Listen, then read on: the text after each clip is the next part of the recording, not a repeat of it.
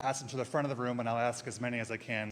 Please print legibly. I can't ask what I can't read. And I'll ask as many questions as I can. Sorry, just one more. Good afternoon, everyone, and welcome to the National Press Club, a place where news happens. I'm Kerry O'Reilly, co-vice chair of the Press Club's event, and I'm also a senior managing editor at Sightline Media, publisher of Defense News Military Times. We're delighted today to welcome India's main opposition leader, Rahul Gandhi, who heads the Indian National Congress Party. In March, a court in India's Gujarat state sentenced Mr. Gandhi to 2 years in prison for defaming Prime Minister Narendra Modi. While he was granted bail and remains free on appeal, India's parliament expelled him from the legislature where he had served. The defamation case stemmed from a 2019 campaign speech. Mr. Gandhi referenced the Prime Minister's surname, Modi, in connection with two high-profile criminals with the same last name. How come all these thieves have Modi as their common name? Yeah, a legislator from the Prime Minister's party, also with the last. The Gandhi family name is synonymous with a political dynasty that has produced 3 prime ministers so far. Rahul Gandhi is the son and grandson and great-grandson of legendary politicians. Both his father, Rajiv Gandhi, and his grandmother, Indira Gandhi, were assassinated. Their party, the Indian National Congress, ruled India for most of the years since the country. But the once unshakable Gandhi dynasty may have met its match in Mr. Modi, who crushed the traditional ruling party in a 2019 landslide. Mr. Gandhi will challenge Mr. Modi again when elections are held in 2020. Many people in India and around the world have voiced concern about Mr. Modi's consolidation of power in the world's largest democracy. Mr. Gandhi has emerged as one of Mr. Modi's fiercest critics, accusing him of using the power of his government to silence opposition candidates, journalists, and organizations such as Amnesty International and Oxfam. Yet Prime Minister Modi appears poised to win a third term. Morning Consult's Global Leader Approval Rating Tracker ranks Mr. Modi as the world's most popular leader. Data collected the week of May 17th shows him with a 77% approval rate. By comparison, President Joe Biden clocks in at 41. Today, we welcome the opportunity to hear from Mr. Gandhi's perspectives on the state of India's democracy. Please join me in giving a warm National Press Club welcome to Mr. Rahul Gandhi. So we'll just go right into question. Thank you very much for inviting me. I believe my great-grandfather came, my grandmother came, father came. It's an honor, and I'm looking forward to you. Let me just remind everyone that I'm happy to take your questions, but please write them on the cards provided and hand them before. Shouted questions will not be picked up by our microphones, and if you disturb this proceeding, we will be escorted out. Okay, so since Mr. Modi has come to power, India's economy has improved, according to independent economic assessment. What's your take on the current government's economic policy? Have they improved the country's position? What we see on the ground is massive unemployment and dramatic increase in price. And this is one of the reasons we won the Karnataka was that there was a feeling in India that there is a set of people who have a huge amount of wealth, and then there's a large mass of Indians are poor, huge income disparity, and unemployment. I think it's a 40-year high for unemployment. So to say that the economy is doing well, I don't quite. And are there particular policies that are cause for concern or that should be changed? I think the central difference between how we see it and how the BJP sees it is we believe in decentralization of power. We believe in supporting the small and medium industries, and we believe that they are the engine of growth in it. And they tend to concentrate power and wealth in few limited people. So that's, I would say, broadly, that's the difference in the economic. If your party were to return to power, what changes would it seek to implement to ensure the rights of minorities? India has a very robust system already in place. That system has been weakened, but it's not that system doesn't exist. If the the democratic conversation is allowed to be fostered, then these issues will settle themselves. So the rule of law is in place, it just perhaps isn't followed? No, it's not. You have to have an independent set of that are not pressurized and that's been the norm in India. This is an aberration, what is taking place. So from our perspective, the foundations of democracy in India are very strong, and the protections exist, but they're being sort of disturbed. And you see that if Congress came to power, they could quickly be restored? Quickly, I don't know, but the Congress party is the institution that conceptualized them in the first, right? So we don't view them as our institution. We view them as institutions of the state. And so we ensured that there was independence and neutrality in this. And it's not difficult to do if that's what you're trying to. Let me ask you about, again, welcome to the Press Club, and let me ask you about press freedom, very important issue for us all. I should full disclosure, my colleague, Vivek Raghuvanshi, was arrested several weeks ago and charged with, and accused of espionage. He's an Indian citizen. And what does that, he's been working for my company for more than 30 years as a journalist. And I wanted to ask you what that says about state of press freedom in India when someone can be accused of even after, if someone with such a reputation can be accused of cavalier? No, I think the fact that there is a weakening of press freedom, this is not hidden. I mean, everybody knows it. It's apparent in India. The rest of the world can see it. And I think press freedom is very, very critical for a democracy. One should be open to criticism, and one should listen to criticism. I mean, that's the feedback loop that builds democracy. And definitely there is a weakening of press. And it's not just press freedom. On multiple axes, there is a clampdown on the institutional framework that allowed India to talk, that allowed the Indian people to negotiate. I view India as a negotiation between different languages, different cultures, different history. And the architecture that Mahatma Gandhi set up was to allow that negotiation to be carried out fairly and freely. And that structure that allows the negotiation between India's people is coming under pressure. I mean, this is a question you should ask Mr. Modi. It's more apt. Okay. I don't know how you'll get there. As soon as we get him here. I don't know how you'll get there, but yeah, I think it would be better question directed at him. Okay.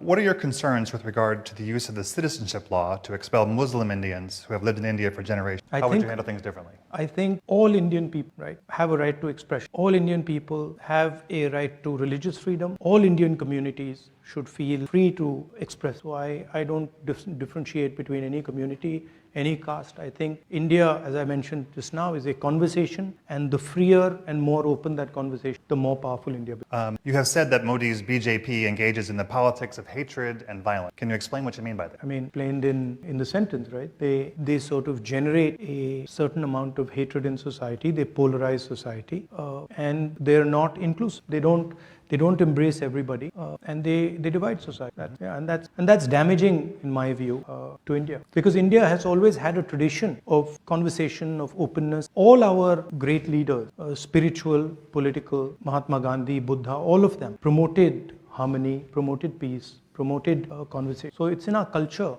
it's in our history to sort of bring people together and have these dialogues. So that I think it's a difference in ideology between us and the BJP. We feel India should be allowed to express itself, and we feel that political leaders should be comfortable in sort of being questioned and should learn from that. So, I mean, it's just a difference in viewpoint. For such a divisive figure, Modi maintains a very high level, in fact, worldwide high levels of popularity. Why do you think that's the case? Why does so many the Modi government? I mean, there is a definite capture of the institutions of the country. There's a definite capture of the press. I'm not convinced that, I don't believe everything I hear. I walked across India, walked from Kanyakumari to Kashmir, and talked directly to millions of Indian people, and they didn't seem very happy to me. And they were very clear that there were serious issues with regards to unemployment. There was massive price rise. So there was an angst in the people. And look at the Karnataka election and wait and watch the next 3 or 4 state elections. That, I think, is a better indicator of what's going to happen. You're here in Washington. Washington has been has a cozying up, if you will, to the Modi government. Do you feel like this is a mistake? Do you feel like this is not a U.S. should pursue who am I to advise policies? Who am I to advise Washington on what they want? I mean, it's their choice. They have to decide about these. It's pretty clear from our perspective where we've got to go. There are certain values that we protect, and we're very serious about protecting those values. As I said, the conversation between the people of India, the idea that all Indians should have space, equal expression. These are things that for us are non-negotiable, and we fight and we pay the price.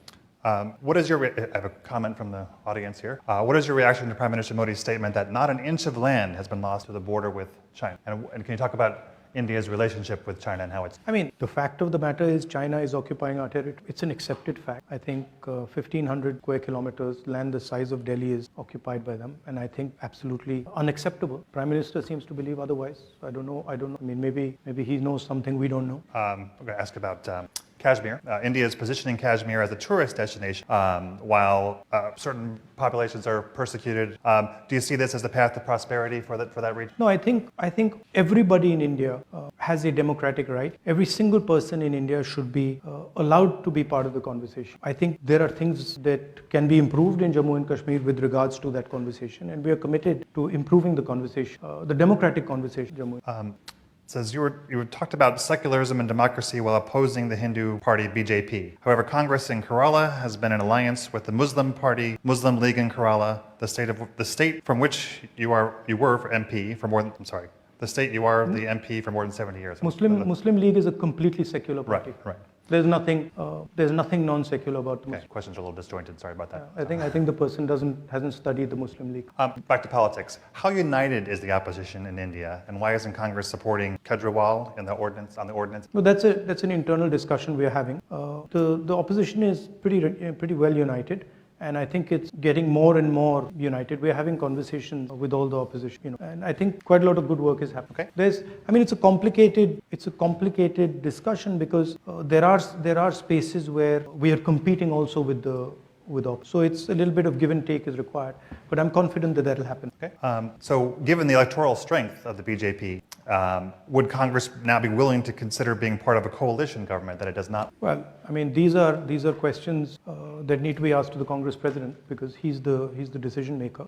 I think the Congress party will do very well in the next. I think it'll surprise people because I think there is a hidden undercurrent building, and I think will surprise people. And I'm not entirely convinced about this idea that Mr. Narendra Modi is going to win the 20. I think it's not as simple as people make out. If you just do the math, a united opposition will defeat the BJP on its own without any electoral math. What can the international community, what role is there for the international to prevent a slide towards authoritarianism?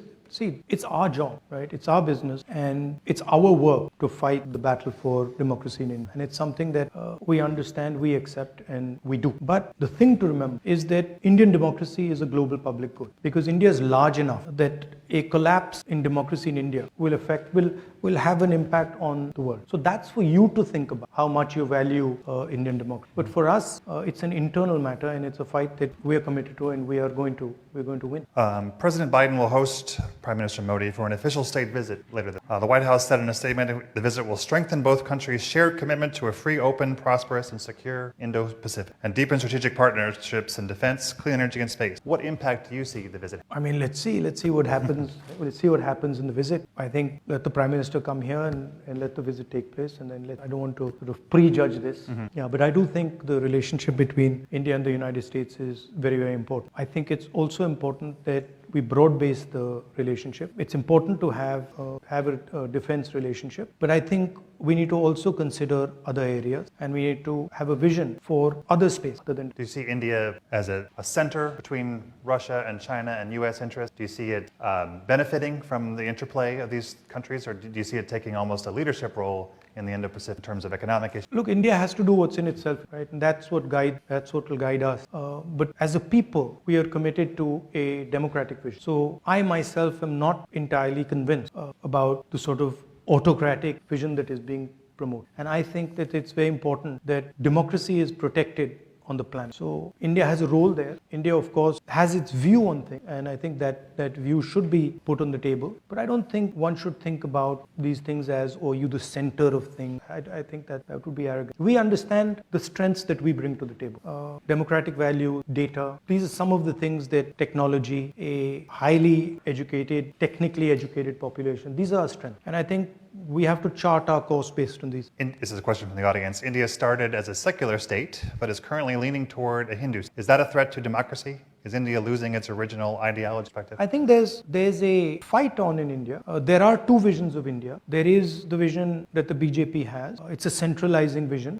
It's a polarizing vision. And then there's another vision, equally strong. In fact, if you ask me, much stronger, but not expressing itself that effectively right now, which is a decentralized view, an embracing vision, a sensitive, compassionate vision. And I'm absolutely convinced that this is a transitional phase, and the true nature of India, the true democratic nature of India, a compassionate nature of India will try. I have no doubt in my mind. And by the way, we've gone through this phase before. So it's not that it's a new thing. The Congress party faced this exact same thing in the 30s, and we decimate, and we will do the same again. People are impatient, people are like very impatient. BJP's been in power for 10 years. Well, okay, we were in power for 10 years before that. Why did nobody say, in UPA 2, when we had been in power for 8 years, why did nobody say, oh my God, the BJP is going to evaporate? After all, the same, we were in power for 10 years. So there is a tendency for the media to sort of exaggerate these. There are reasons for it also, but we are committed to the democratization of India, and we are committed especially to the emancipation of the poor people of India, the lower caste, backward caste. I think I heard you say you described the media in India as somewhat captured by the powers that be. Yeah, I think you could remove the word somewhat. Somewhat. if your party comes to power, what steps would be taken to free up that press and make it less? I mean, you don't really need to do much. You need to just stop interfering and stop pressurizing. And if you look at the UPA period, we didn't interfere, we didn't pressurize, and it worked perfectly. So if the leadership of the country decides that a free press is valuable, then it will fall into place. Got a question for you on Bangladesh here. How do you view Bangladesh's situation as the country struggles for democracy, voting rights, freedom of expression? I mean, Bangladesh is a friend of India, but it's for Bangladesh to decide these things. It's not my place to tell Bangladesh how they should live their life. Okay, let's see. It says, this is another question from the audience. In 9 years of BJP rule, India has become a 3.5 trillion rupee or dollar economy. India is one of the most, and yet India is one of the most impoverished country. So how do you see India addressing its many problems? Given the challenges of democracy, given the challenges of the divisive rule of what's the way forward in terms of specifically addressing poverty? I mean, the 3.5 trillion, India has a particular growth rate. So that's just a natural consequence of that growth rate. The question is, how is the wealth of India distributed? Is India creating jobs? Are Indian people feeling that they can express themselves? Are they happy? Is there general tranquility in the country? Congress Party has a record for doing this. We've done it for many years. I think a good model is to let the people of India get to work, let them do what they're best at doing, and not to sort of pressurize them and threaten them and that. There's a historical record. I mean, after all, India did extremely well in the early. What do you see as the main drivers of? There's a cost. You see, there's also something that people don't realize is that there's a massive economic cost to this, right? To this non-conversation. That filters out. So saying that Indian economy is doing well, that doesn't take in the full picture. What are the other costs that you create? Those are not being factored in.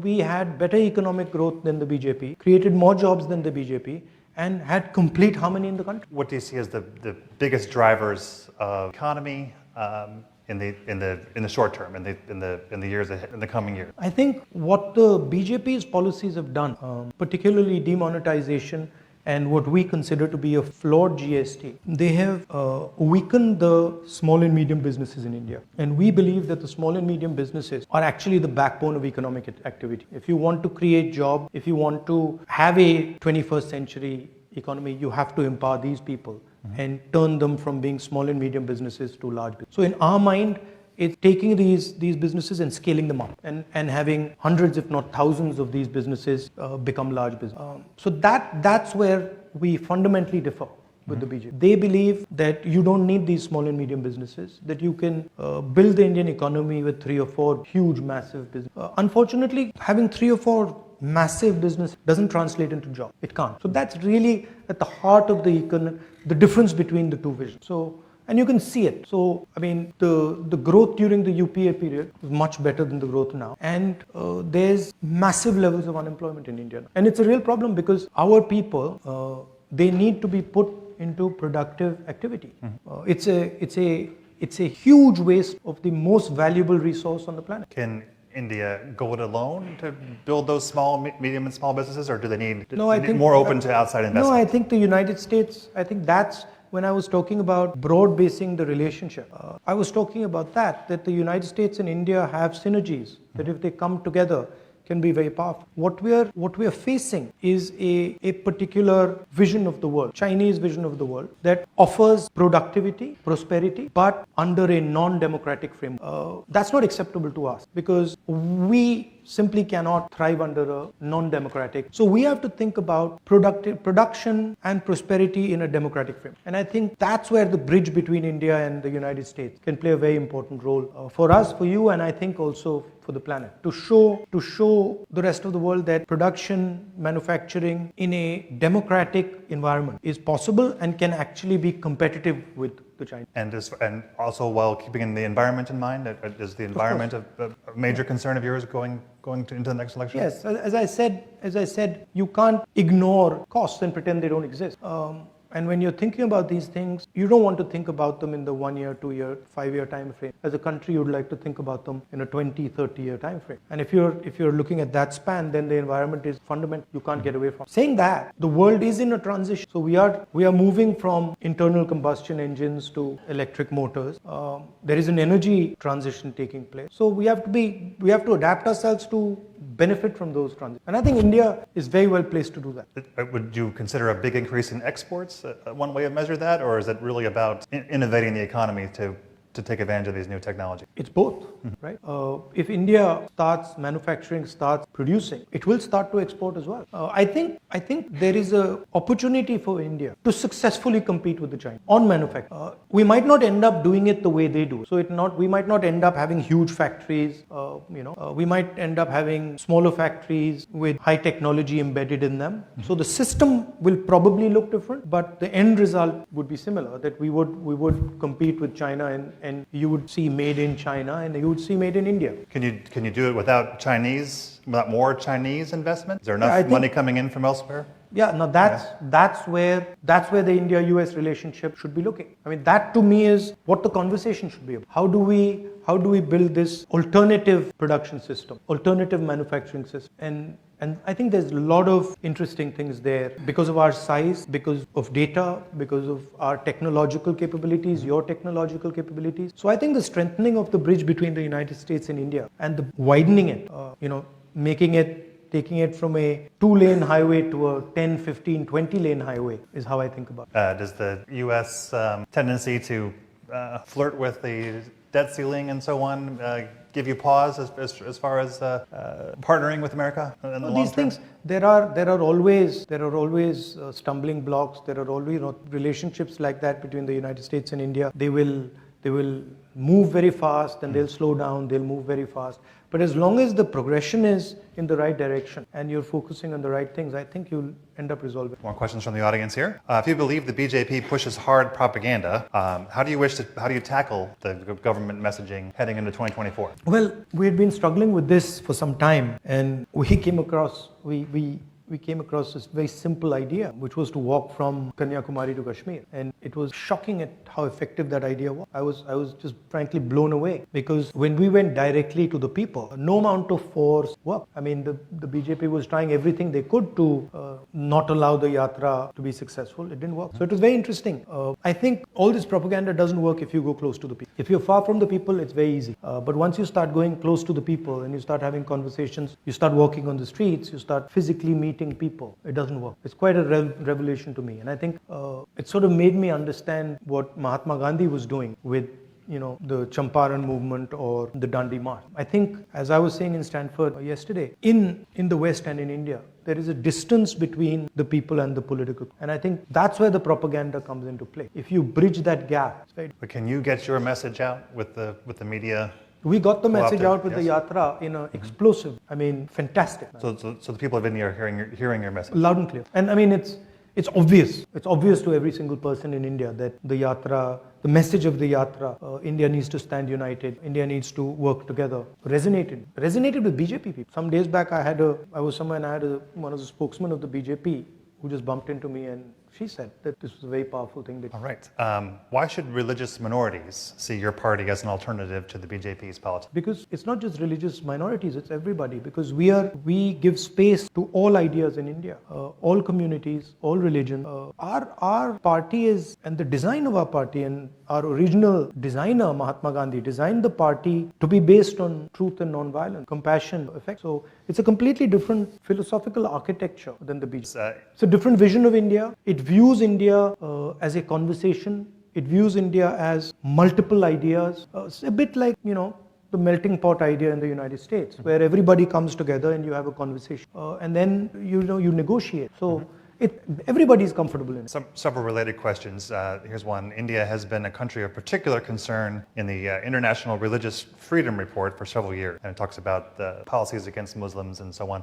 What would your party do, power to bring Muslims and other religious minorities together into the coalition, into the group? You just have to look at our record. Our record speaks for itself. We don't even have to say what we're going to do. Just look at what we've done, right?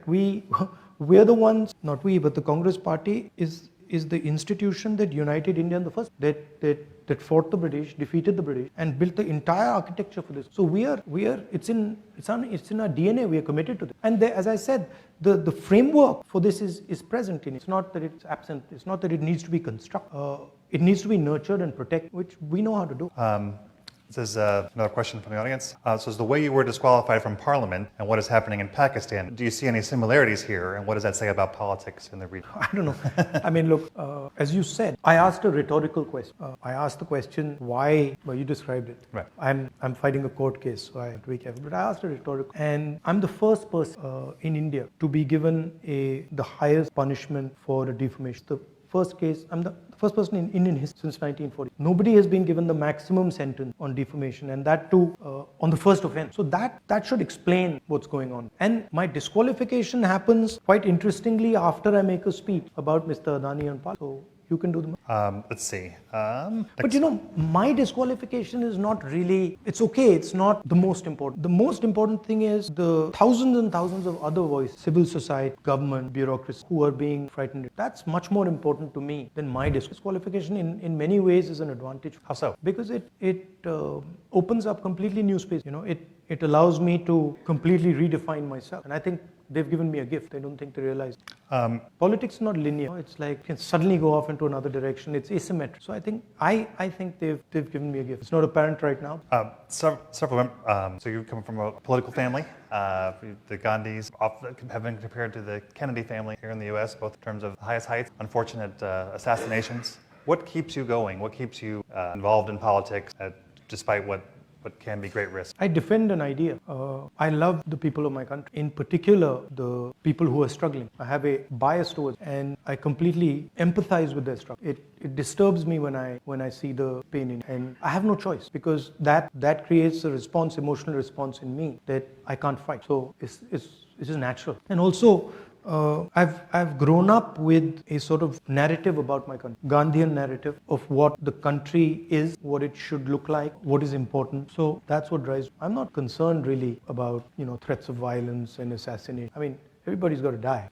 I mean, that's what I learned from my grandmother and my father. You don't back down because of something like that. Here's a question that just in. India's relationship with Russia has been controversial since the war in Ukraine began. How would Congress administration handle this relationship or the situation in Ukraine differently? I don't know if you like my answer, but I think similar to how the BJP we would be responding in a similar way to BJP, because we have sort of a relationship with the Russians that can't be denied there. So I think our policy would broadly be. From your perspective, has the relationship with Russia changed since the war in Ukraine began? I think in some ways it might have. Yeah, I think it might have changed in some ways. But there is a old historic relationship with Russia, and we buy weapons from them. So there are also those type of reasons. But I don't think a Congress government would be dramatically different than what the BJP is doing right now in terms of Russia. Got time for a couple more questions. You've asked a lot, huh? Oh, yeah. You've got through a lot. Stack. There's a lot of interest here in you, sir. You've compared, so I'm going to butcher these names, please forgive me. You have compared with Guru Nanak Udasis driving your speech in San Francisco while the SGPC has raised questions on your statement. What would you say to do you know what this is referring to? I'm sorry. I promised you I'd ask. So. No, I don't know. What is Udasi? Okay. So. Sorry, thank you. I'll explain it. So I said that the tradition of a yatra or a walk is a very deep tradition in India. And I said that many great people have used this instrument of a walk. Mahatma Gandhi has used it. Guru Nanak has used it. And as an instrument of conversation, and as an instrument of understanding. So I think they're saying that I shouldn't compare the Bharat Jodo Yatra to walks that Guru Nanak and Mahatma Gandhi took, but I wasn't doing that. I clearly said that, look, I draw inspiration from these great leaders and what they did, and there's no question of comparing this walk to their walk, but I think they've misunderstood it. What is your message to the Indian people as to why they should support Congress in the next election? About economic achievement? Is it about tolerance? I said in my yatra, I'd say it in Hindi, Nafrat ke bazaar mein mohabbat ki dukaan kholo. Do you speak Hindi? I wish I did. So Nafrat ke bazaar mein mohabbat ki dukaan kholo. In a market of hatred, open a little shop of love and affection. So I believe that India needs to be in harmony, and I believe that India needs to be able to express itself to truly succeed. Right? If you, I don't know of one case where somebody who's angry or somebody who's full of hatred has had an expansive imagination. And India needs an expansive imagination. India needs to dream big, and you can't dream big if the people who are leading you are angry, are violent, are are engrossed with hatred. So I feel India has a great opportunity, huge opportunity, which can transform the lives of millions and millions of people. But in order to do that, it needs to imagine a new India in a big dynamic manner. And I think in order to do that, India needs to be in harmony. India needs to start talking to itself. India needs to respect itself. So that would be one element of it. Hatred doesn't work. You know that. Your country knows that better than anybody. Hatred has never worked. Might work for 6 months, 1 year, and then it collapses on itself. Affection, love always work. They have, and that's what we've been told by the great leaders. All right. Well, I want to thank you for joining us today at the club, and thank you for answering so many questions. Are you inviting the Prime Minister? Absolutely, we'll invite for his turn. I look forward to hearing it. I also want to thank Bill McCarran, Cecily Scott Martin, and Poonam Sharma for their role in bringing this together. And in the perhaps your members of your family have received this in the past, but as a thank you, this is our press club mug, highly coveted. Perhaps That's nice. It can go on the mantle. You know, I was actually looking for a coffee mug. Okay. Excellent. Thank you. Well, thank you very much. Thank Thank you. you.